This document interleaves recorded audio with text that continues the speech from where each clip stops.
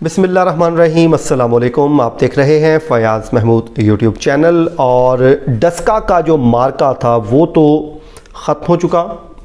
जिसने जीतना था वो जीत गया, जिसको शिकस्त होनी थी उसको शिकस्त हो चुकी। लेकिन अब जो अगला मार्का है जी, वो उतनी ही हाई पकड़ रहा है जैसे डस्का के इलेक्शन में हुई। उसकी रीज़न क्या है?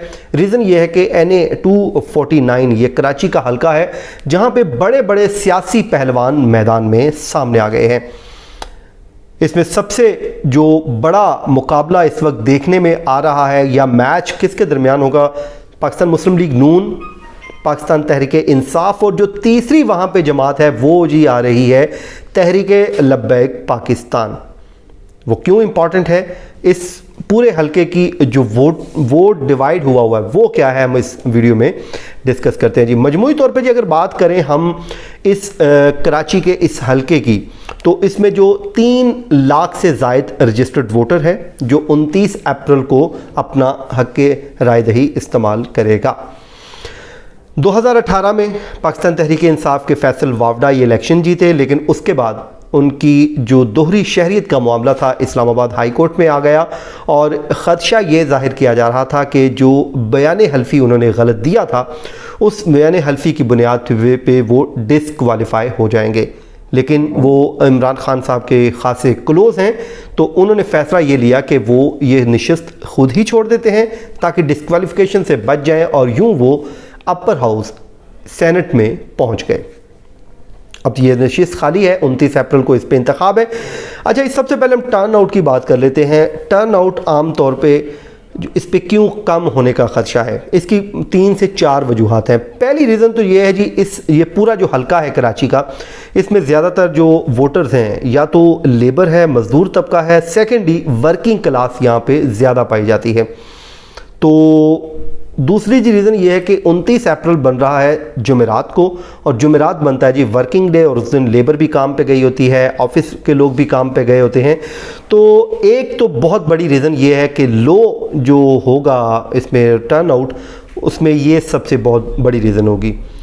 लेकिन इम्तिहान होगा उम्मीदवारों का कि अपने वोटर्स को वो कैसे लेकर पहुँचते हैं। दूसरा जी, तीसरी रीज़न ये है कि क्योंकि रमज़ान मुबारक भी शुरू हो चुका है, 29 अप्रैल को रमज़ान मुबारक में ये हो रहा है, तो उन आम तौर पे इन दिनों में वोटर कम बाहर निकलते हैं।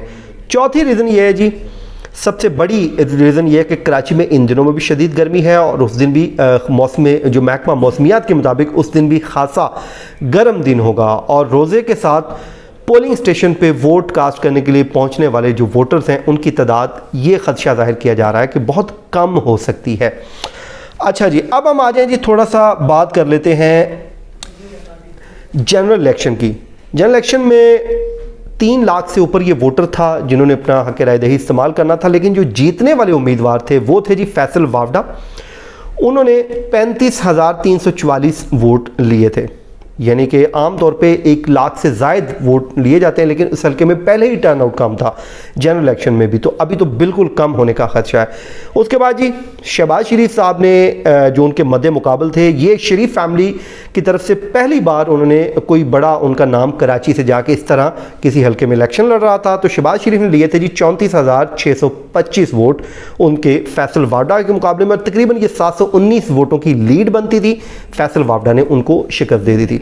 अच्छा जी, उस वक्त जो तीसरी बड़ी पार्टी बन के सामने आई थी वो आई थी जी तहरीक लब्बैक पाकिस्तान, और उन्होंने भी 24,000 तकरीबन वोट लिए थे। मंदू खेल साहब उनके उम्मीदवार थे, लेकिन नेशनल असेंबली की वो सीट ज़रूर हार गए। तहरीक लब्बैक वहाँ से एक MPA की सीट ले उड़ी, और यूं अब ये फिर कहा जा रहा है कि जो मुकाबला होगा इन तीनों पॉलिटिकल पार्टीज़ के दरमियान ही होगा। तो ये बड़ा इंटरेस्टिंग मैच होने जा रहा है 29 फरवरी को।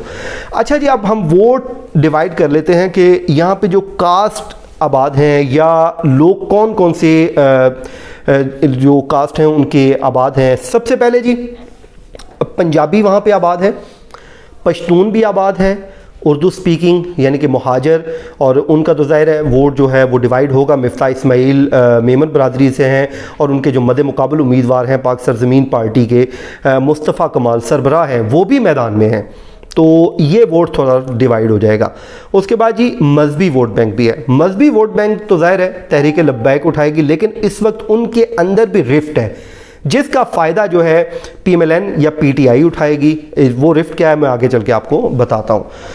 इसके अलावा जी महसूद कबाइल वहाँ पे उनके जो लोग हैं वो आबाद हैं। अफरीदी कबाइल, ये तो ज़ाहिर है अमजद अफरीदी PTI के कैंडिडेट हैं, तो ज़ाहिर है वो अफरीदी जो ट्राइबल है इसका वोट वो ज़्यादातर उठाएंगे। लेकिन इसमें से भी कुछ वोट बैंक जो है वो डिवाइड होगा। वो डिवाइड ऐसे होगा कि अवामी नेशनल पार्टी जो पश्तूनों को रिप्रेजेंट करती है वो पॉलिटिकल पार्टी इस वक्त मुस्लिम लीग नून के हक़ में विड्रॉ कर गई है, और उन जो पश्तूनों का जो कुछ हिस्सा होगा वोट बैंक का वो मुस्लिम लीग नून को भी जाएगा, यानी कि मिफ्ता इस्माइल को जाएगा। इसके अलावा जी कश्मीरी फैमिली भी वहाँ पर आबाद हैं और हज़ारा कबाइल जो हैं वो भी आबाद हैं। कश्मीरी जो फैमिली है, क्योंकि मुस्लिम लीग नून की जो क़यादत है मियां नवाज़ शरीफ या शहबाज शरीफ, ये भी कश्मीरी फैमिली हैं, तो ज़ाहिर है ये कुछ ना कुछ उस वोट बैंक में से कुछ हिस्सा ज़रूर लेंगे। ठीक हो गया जी। इससे पहले कभी भी ये नून लीग के पास ये हल्का जी 2 बार रहा है।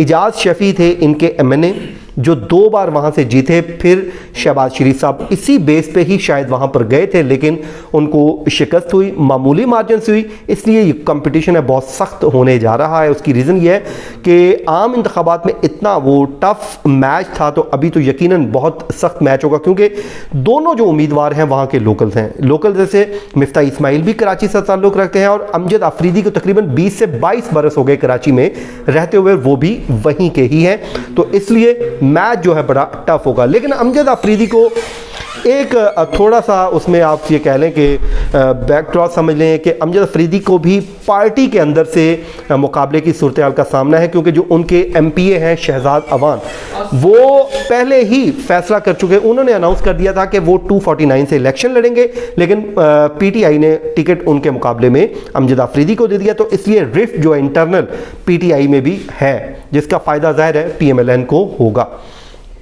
अच्छा जी, आगे आए जी। PTI के पास ये नशिस्त एक बार रही है, फैसल वावडा ही जीते हैं उसमें। और इस वक्त कराची की जो सूरत हाल, जो PTI को एज हासिल ये है जी कि मजमूई तौर पे 20 नशिस्तें हैं इस कराची में नेशनल असम्बली की, जिसमें से 14 नशिस्तें जो हैं पाकिस्तान तहरीक इंसाफ अपनी पॉकेट में रखती है। जिसमें से 2013 में अगर मैं आपको ले जाऊँ तो 2013 में पाकिस्तान तहरीक इंसाफ की पॉकेट में सिर्फ 1 नशिस्त थी। उन्होंने बहुत गेन किया। जो MKM कभी वहाँ की सुपर पावर हुआ करती थी वो दूर दूर तक दिखाई नहीं दे रही। पीपल्स पार्टी 2013 के इंतखाबात में जी 5वीं पोजीशन पे थी, और MKM जो है वो 4th नंबर पे थी। तो इसलिए जो सियासी पंडित हैं ये कह रहे हैं कि जो मुकाबला जो होगा वो मुस्लिम लीग नून, PTI और तहरीक लब्बैक के दरमियान ही होगा। लेकिन अब देखना है कि 29 फरवरी को होगा क्या। ये जी हमारी जो वीलॉग है ये किस्त वाइज होगा इंशाल्लाह। इसमें जो अगला आपके जो कैंडिडेट हैं उसमें हम वीलॉग में आपको बताएंगे कि जो कैंडिडेट्स हैं वो क्यों अहम हैं और कैसे कैसे वो इलेक्शन में हिस्सा ले रहे हैं। तो ये था जी हमारा अब तक का वीलॉग। आपको यकीनन पसंद आया होगा। अपना फीडबैक ज़रूर दीजिए। तो मुझे दीजिए इजाज़त। अल्लाह हाफिज़।